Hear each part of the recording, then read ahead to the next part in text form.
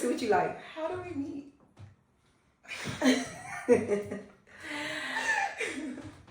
I, as music director, Minister of Music at Eastminster, we hosted the Bach Choir, who has their concerts here and has been for several years now.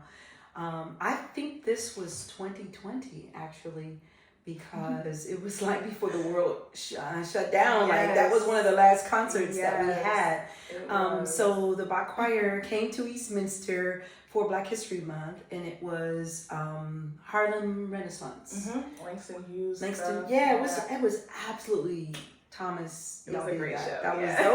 That show, yes, that was amazing. So Thomas is a friend of our family. His dad, may he rest in peace, and my mom were the best of friends, and so we're like family. And so anytime that I could go and support at least one show, I did. And so I came to that concert. Lo and behold, this pretty Black girl was in the core singers, and so kept coming out singing. I was like, oh, I wonder who that is. She can really sing. Oh, she's pretty. And then you were featured on some solos, and I was like, wow, it was a beautiful show. I really enjoyed myself. So I think I may have come up afterwards and just been like, hi, great job. And I kind of knew y'all, but I was like, oh my gosh. I was so okay. And then later, I think it was within the same year that there was, or maybe the next year, I can't remember, but there was the next year. Uprooted. It was Dawson Spirituals, that was right? 21. That was 21. Okay. Okay. So before that, no, because we were all shut down in 2020. So it was 21. Yeah, it was definitely the end of 21. Yeah, it was 21. November 21. That the Dawson's Spirituals show featured you and Eugene Perry, and who will also be on this show. Yes. Okay. But I can't remember because I'm terrible with dates, which came first. But we needed a soprano to help us with All Saints Day service at Eastminster. The concert was after this, but we had known about each other before. Okay. But it was like All Saints Day, November 1st. Okay. And then November something, we had the concert. Right. Oh, wow. Was that close together? Okay. So, thanks for giving me No, I don't remember the dates in this relationship. Yeah, I'm like, I don't know. But, so I said to our organist choir director, I was like, I have somebody, let me see if she can, and I think I reached out to you on like Facebook Messenger or something. You did. And I was like, hey, look at you choosing. Hey, we need a soprano for All Saints Day service. I was like, I'll be there. I was like, are you? Yeah. I was like, okay. So you came and subbed for us, and you never left. I didn't. I didn't. 2025. I never left. Yeah. Oh, coming up on 4 years. Yeah. So that's how we met, and That's you crazy. stayed. I stayed. Yeah, y'all. I stayed. They kept calling me. They're like, let's rearrange a few things to figure out how we can keep her. It really worked out, and one day I'm gonna sit and tell my Eastminster story again. I think I told it on Oh, you did. But you told it online one time. Every once in a while, I like to tell it again because it's so cool how the Lord just orders things. And at first, I was like, "It's a nice little white church." But I was like, I don't want to be at no white church, I've been there and done that. So I was like, this is a nice little church gig. But then, like, the people were so kind and so wonderful. One of the most beautiful people. 21 years later, I'm still here because I am in love with the people at Eastminster. Seriously. Like, yeah. Y'all, like, when I tell you we have the best community, and I tell people about that all the time, that's for sure my biggest draw for here is just the community that has been cultivated. I don't say we, because I came into it. It was already cultivated, but they just kind of did like this for me, to my heart, and You know, I brought my husband along, and I'm like, we need to check out this church because it's actually a really good place. Like, I was a little bit wrong, y'all. Like, okay, thank you for calling, because I never would have just come here. Right. And now it's one of the biggest parts of my life, and God I think knew. it was a divine arrangement. For sure. Yeah. And I was also kind of being, I don't want to say pushed out of my old church, but I was feeling God starting to uproot me from there, uproot us from there. And I knew sooner than later I was going to have to find another church home. So I didn't think it would be Eastminster, but it made sense after a while, and it clicked. And I knew it was the Lord. And certainly now, 100%, it's the Lord's provision and goodness in my life. So thank you, Lord. My life is very tied to this place, so I'm really grateful. Thank you for thinking of me and calling. Absolutely. Crossover singer. Yeah, I don't know if you guys know what that is. I'm like, we musicians have kind of coined this term of a crossover singer. When I can't remember if it was high school or early college, but it was like, I think Sarah Brightman is one of the first people that I heard of that was making a living as a crossover singer, you know? So like, what does that mean? Just like they cross over shows, we cross over genres as well, you know? So being a well-rounded, multifaceted artist, we don't always just stay within the confines of one genre. Right. So I started off singing in the church, gospel, hymns, Karen Clark Sheard songs, every gospel great song, you know? And I got to high school, and I would have called myself a gospel and R&B girl at that time still, because that's what I sang. And Motown. Y'all know Patty, Stevie Wonder, all of them, those are, if you know, you know, okay? My family and my family will attest. My aunts and uncles are like, she always talking about Patti LaBelle, Stevie Wonder, and Diana Ross. But that's who I was as an artist. And the Lord started increasing my itch to sing more and in a more intense and serious way.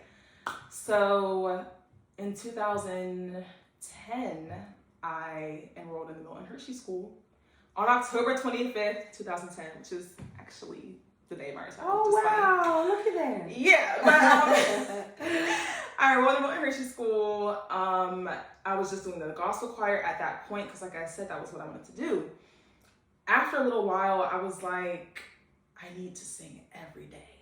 Every day. Like, I was sold. I was hooked. Like, I love to sing. So I was like, how can I sing more in my life? How can I sing every day? And I was like, I have to join varsity choir, even though I don't really want to sing out sheet music stuff. But I was like, this is the only way I can sing every day, and I'll take what I can get. So signed up for varsity choir, and y'all, the rest is really history, okay? We were getting ready for our first concert for that year, and we ended up rehearsing and learning Cum Sancto Spiritu from Vivaldi's Four Seasons that's from the Gloria. I'm sorry, not Four Seasons. It's from the Gloria, okay? And it was just so beautiful to me, and I was just like listening to the voices and the instrumentation, and I was like, whoa, like I was touched. And when I sang it, I was even more touched. Like I was like satisfied, like it filled something in me. So the rest was history. I almost kind of remember the exact moment I was like, I'm going to do this for the rest of my life, for sure. Because nothing made me feel like what I do now. So that's how I came to be what I now know to be a crossover singer, meaning I would do musical theater and jazz gigs at that time still and choir and art song stuff at the same time. And yeah, you are also a crossover singer. It's rare to meet like a lot of Black people that are classically trained in the first place, even if they're like Black artists and singers that sing more than one genre. Mm-hmm. It's rarely classical and blah blah blah, because a lot of us aren't classically trained. Right, so right. how did that happen for you? And what do you be doing? Crossover, and I mean like Heinz Hall crossover. So Yeah.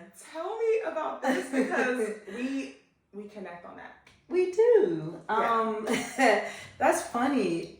Because I know that I can do whatever is called for, and just switching gears. But thinking about where did that start? Because people know me as a gospel singer. Yeah. You think of, I have a gospel show. Right. Call Nick. Right. Call Nick. That's fine.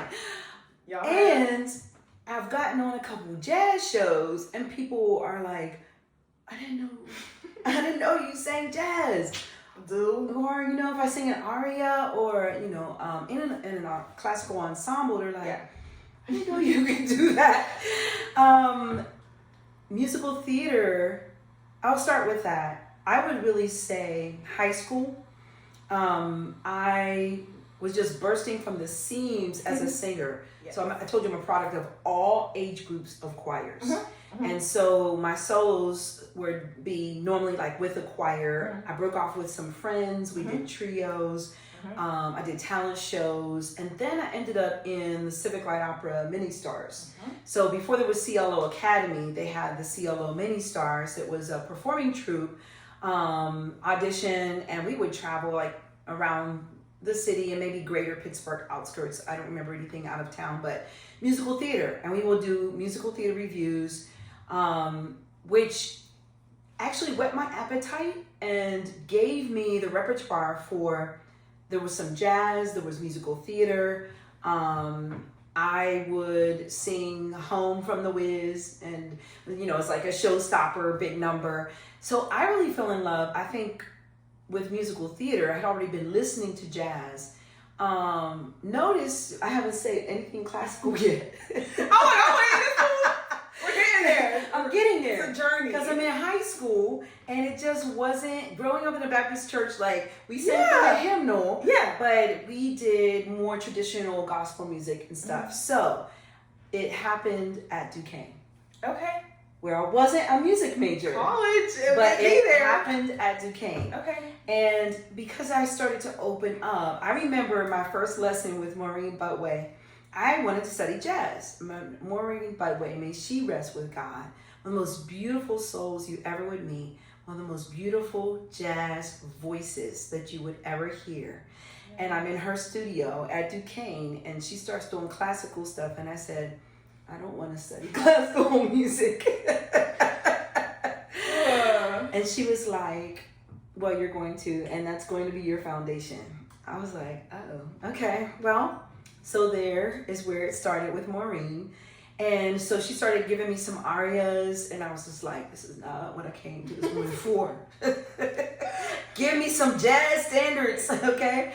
From there, I think being involved with Duquesne as a cantor, because I was in high school choirs, show choir, we did musical theater, and then overall chorus. We did a mix of everything from pop, a little bit of classical, some like just a mix of everything. But I think shifting the gears, sacred music at Duquesne was more classical and required me to read, and so I would do some of that, and it just, I think, grew from there. But then it really put a pause. There was a pause. Playing the flute also opened me up to reading. I played a lot of Bach as a flautist, and I played in the orchestra. We will be singing Bach on the show as well. Go ahead. I just loved how it felt in the fingers. Playing piano, like semi-classical stuff. So over here, yes, classical influence. Vocally, not too much until I got to Duquesne, and then that started to open up. It opened up the most when I got here at Eastminster. And so I think being in a multi-genre music environment forced me to reach back and get some of those things that I had put on the shelf, including playing the flute, singing classically, reading heavily, any of that. I got it back out, dusted it off. Yes. And then, so as an adult, I also studied. I studied with Dr. Alton Merrill on piano, and we were not just limited to one genre. I studied here with Eugene Perry, and that's when he started really pulling on me as like, okay, he always says if you had wanted to pursue opera as a career, he always says you could have. And so he taught me to not like compartmentalize. Well, here's my gospel voice, and here's my classical voice, and over here's my jazz voice, and over here's my musical theater voice. He said, bring who you are to this aria. Certainly. And I was like, I sing loud and power belt, right? And he was like, no, tap into the same source of that, and you'll have power. So that also took away any angst, feeling like I'm going to be too gospel for whatever we're doing. And it allowed me to bring myself to the table and feel free in singing classical genres as well. I love this. And can I just say, as a crossover singer myself, as the fill-in girl, as the we need a sub girl, as the hey you, come sing this. It's really a blessing to have that as an option, right? Because we doing stuff. Like sometimes we need multiple things, and it's really convenient and a privilege to have a team with some people that can do whatever is necessary. And it broadens our possibilities for what we're able to accomplish,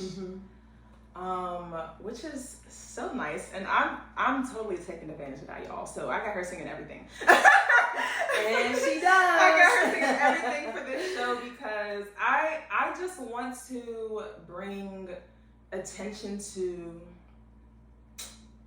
the prowess and skill of this one and some of our friends and colleagues. And I just want to show people that we do it all. We do. And we do it all back to back, right after the other. Right. In one show, okay? So we like, first of the change up. All right, next. Yes, it's so cool. And like, as a person who, my undergrad is in vocal performance. So I was pursuing opera just pretty strictly at the beginning, but I always felt like a pull or a rub or whatever you want to call it, because I kind of felt like, I don't sing the stuff that I originally loved anymore. Like, I wouldn't have ever come to Vivaldi or Schutz or Bach or any of those people had I not already just loved music and loved to sing. Like, I gotta give props to the people who brought me up, as far as my mom, my grandmother, my great-grandmother, and the artists that taught me, even Michael Jackson, Whitney Houston, Patti LaBelle, Mariah Carey, Brandy, like Eva Cassidy, Aretha. Like, let's talk about it. So many of these people sharing their passion for their artistry and singing and music has transferred to me, and it set a foundation for me to like singing enough to want to pursue it in this, what was for me, non-conventional way. Classical, I'm like, sing some, I was like, what? That's crazy. Like, I thought it was crazy, and I thought people sounded crazy. I'm like, why did, like, I was just like, I don't get why people think this is pretty. Like, opera voice. You know, right? I was like, I did not get it. But obviously the Lord was cooking something, and when it was ready, it was ready. And I have not turned back in 15 years at this point. The only thing that I do now that I didn't think I would be doing is I didn't even allow myself to sing non-classical stuff, which partly I think was wise because I was just trying to be careful with my development and everything. Right. You had to at that time. Yeah, but as an almost 30-year-old now, and I've been singing professionally, I don't know if I'm going to start like when I was in college or after. I don't know.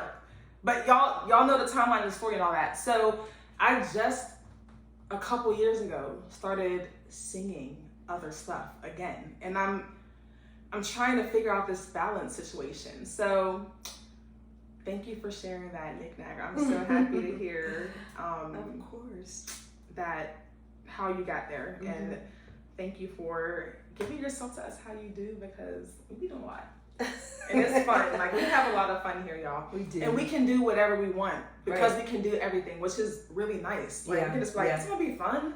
Let's try this. So we do whatever. Yeah. So I think being a multi-genre, crossover, whatever term you want to put with it, type singer, opens up the possibilities and creates opportunities. Yes. So you're not limited to one style. I mean, listen. But yeah. I mean, being able to read scores, like you mentioned, Heinz Hall, opened up employment. We'll be back about that. Opened up opportunities because I For can sure. sit and be able to read the For score sure. and be able to teach. And so I do an eye-ear combination, as For you sure. know. And I teach my students the same way. I just share with them. I like them to be exposed to everything. And I'll say, what do you think about this? What do you think about this? And I can give them a taste of every genre. And a lot of times I'm like, what sticks? Sometimes the classical sticks. And in the case of Amelia, I'm like, okay, let's send you on. And she decided to pursue that as a career. Yep. Where I have one now, the jazz sticks, and she's going to pursue that as a career. And so we have somewhere gospel sticks, CCM, worship leaders have come through these doors, and I've had the pleasure of sitting with them and helping them to figure out, like, okay, where are you going with this? And I ask the kind of same questions that was asked of me initially, and it creates opportunities. Weddings, I sing R&B over the summer. I sang some of her, and people were like,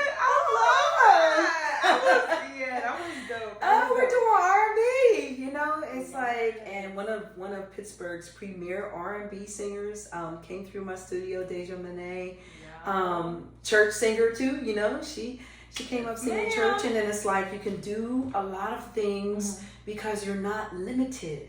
We're exposed to a lot, and then we're able to, when you're given a gift, you can flow in different lanes, and it doesn't take away from who I am as a gospel singer. It adds to it and allows me to be creative in different spaces. Yes, diversity. Yes. Diversity. You've helped me, like, it's my turn. Okay. No, but I just need to say some of why she's important to me and why I think she's dope and needs to be a part of my show, because Thank you. for one, you're so welcome. For one, she really loves the Lord, y'all. Okay? She does. And where this isn't a Christian show, I'm a Christian. She's a Christian. And I'm a child of gospel. She's a child of gospel. Yeah. So, you know, it's a part of everything we do. And in a day and age where there's a lot going on, okay? There's a lot going on.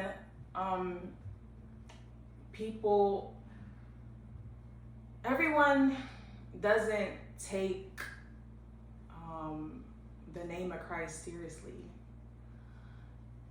They sing or play, and that's the extent of the conviction. So I really, really respect and like, and I just praise the Lord when I meet people who do this daggone thing musically and vocally and really are walking out stuff every day for real in real life, okay? That was important for me for all the singers that I have on this show, because I don't want to be fake. Like, I don't want y'all to just sound good. And there's a time and a place for that. But the fact that my singers that are on this program with me really, as far as I understand, being in my life, I see them working this thing out, walking this thing out every day. And I've known, is there anyone that everyone I've known for at least 2 years at this point. So it's a blessing, y'all. It's a blessing, and she's the truth. I follow her and admire her in good conscience because it's real, okay? Thank you. You're so welcome, Mama. If y'all did not know, so I came to Eastminster as an employee, as a contractor, you know, and I've come to know and love a lot of people here, and we were cool for like a while. We were cool. I liked her, and I was a big sis. I used to be scared to even hug her. Like, I was like, hug her. You would. You'd be like, hi, and you just run away. I'm like, I was hello, so nervous. Like, I was fangirling. Like, I was so nervous. Like, I'm like, y'all. I'll bite you. I don't know why I was scared. Like, she's nice, but y'all. So, yeah, we were cool. And then by this point, my husband and I had moved back to Pittsburgh. So we were attending Eastminster regularly, and I was permanently on chancel choir section leader situation. So we saw each other at least weekly. And last year, it was a crazy year. It was a crazy year. I don't gotta explain. Y'all saw, y'all know, okay? It was a crazy year. We had a lot of loss. Our whole music community here had a big loss, and we had some personal losses as well. That kind of started to draw our relationship a little bit closer. But when we experienced our music community ministry loss, that really changed the scope of all of our relationships, including Nick and I's relationship. So that kind of branded us in a certain way, and from there we've just been kind of evolving. This is my spiritual mother, y'all, if you didn't know. So I don't know, I mean, I always heard of like spiritual mother, but I don't know if everyone understands what that is. I don't know, we understand what it is. but through that, the Lord kind of set her up in a certain position in my life. And aside from just being a musical and professional inspiration, she became just like a life inspiration in general. And I see her up close and personal as a wife and a mother, a head of staff, a friend, and all that. And I can't say enough amazing things about her. But when I get yelled at, hey, when I need to confess, I go to her, okay? When the Lord needs to get to me because I'm trying to shut him out, he tell her on me. Yeah. The Lord tell her on me. I'll be like, God, it was cool before we even met her. Like, no, but I'm really, really grateful for all the ways the Lord has used you in my life, because it has absolutely changed as a result of our relationship. My life path and career, the goals are the same, but the journey is just different because she's a part of it. And I'm really grateful. This show, I wasn't sure at first when I started thinking about, I need to give another show soon. I didn't have the 30th birthday thing in my head at first. So I was just thinking, I want to do something that incorporates the people that are close to me and that I love. So she's all up through my show, y'all. From the third set, starting with the Bach, like I mentioned, and on throughout there. We'll be doing a duet. I'm gonna leave it as a surprise because I don't want to spoil it. But the song came out the year I was born, so we're gonna be that's definitely clocking it right there. We're gonna be doing a duet. Y'all will love that. It's a classic, timeless, oldie but goodie. And then it's a crossover too. Yeah. There's a lot. See? Yeah. Okay. I'm gonna get too excited. And then I will be leading a certain song that you all hopefully know and love. And if you don't already, I'm gonna make you know and love it because I'm about to murder that. But my girl will be directing, so that will be amazing. And then I'm gonna sit my little pretty tail down and watch you direct my singers. Like, no, I'm gonna get up and sing with them, but I will be done soloing at that point, and she's gonna lead. But y'all, half the singers that I have, I know from her. Let me put that out there, okay? from your husband, my spiritual father, to Brendan Cornell. Yep.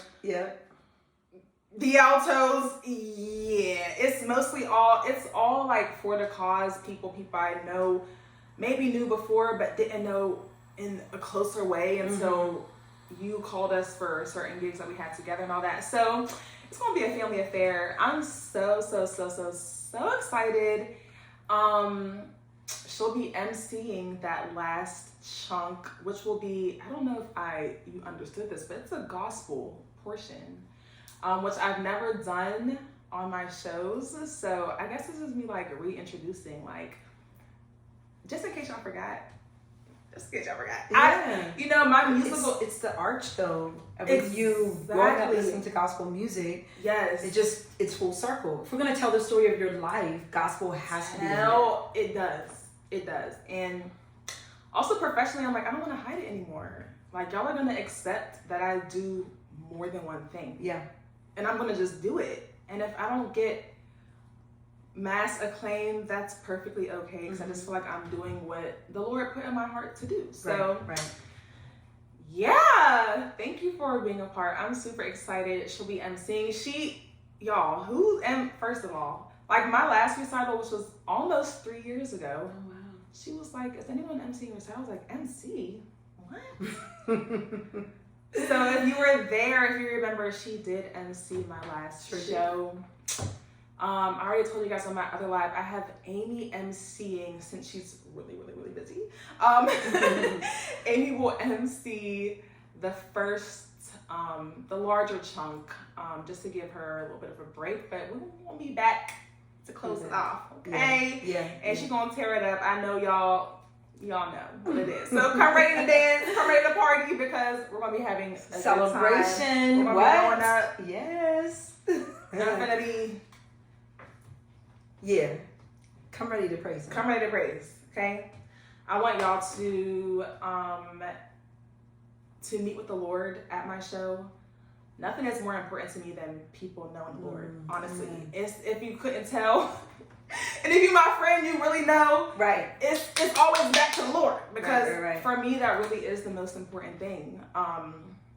So I can't force someone to do nothing, see nothing, believe nothing, but if you know me, I want you to see the beauty that is having a relationship with Jesus and knowing him and coming together with other people on that basis. So come ready. We're super excited. It will be Saturday, October 25th at 6 p.m. at 250 North Highland at the historic Eastminster Presbyterian Church.